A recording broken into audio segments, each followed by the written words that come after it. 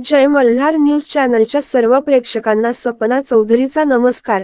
नंदुरबार जिल्हा परिषदेच्या अध्यक्ष डॉक्टर सुप्रिया गावित यांचा दूरदृष्टीपूर्ण निर्णय। नंदुरबार जिल्ह्याला 33 नवीन ॲम्ब्युलन्स उपलब्ध।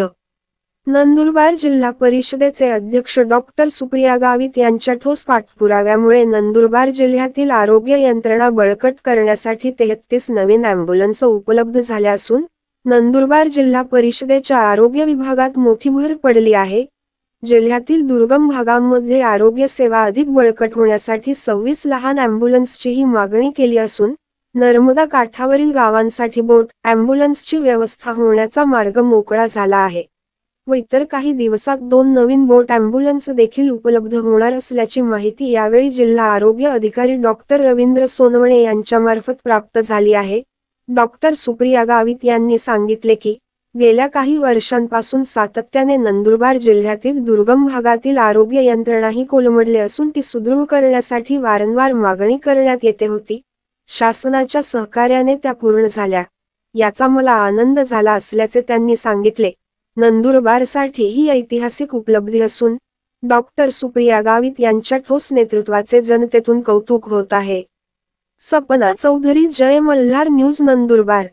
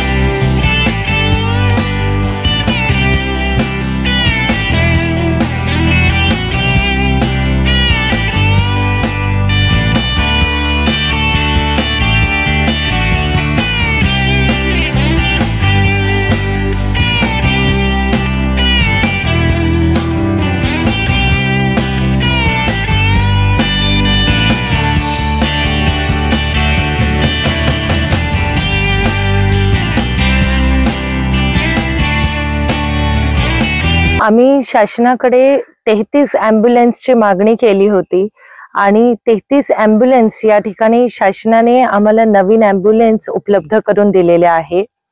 तर या ॲम्ब्युलन्सच्या मार्फत आपण निश्चितच जे ॲम्ब्युलन्सचा विषय जो आहे तो आपण जास्तीत जास्त कमी करण्याचा या ठिकाणी प्रयत्न करत आहोत। पण काही ठिकाणी हे ॲम्ब्युलन्स आहे हे मोठ्या असून त्या ठिकाणी आपण पोहोचू शकत नाही, त्याच्यासाठी आम्ही अतिरिक्त अजून 26 लहान ॲम्ब्युलन्सची सुद्धा या ठिकाणी मागणी केलेली आहे।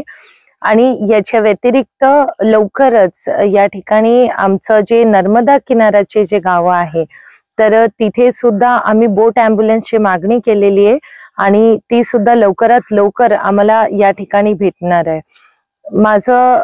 या ठिकाणी माझा अगोदर 3-4 वर्षापासून आपण ही मागणी करत आहोत आणि त्याच्या अगोदर पासून ॲम्ब्युलन्सची प्रत्येक मीटिंगला आपण या ठिकाणी बघत आलोय की प्रत्येक मीटिंगला ही मागणी असते की ॲम्ब्युलन्स पुष्कळ ठिकाणी पोहोचत नाही म्हणून।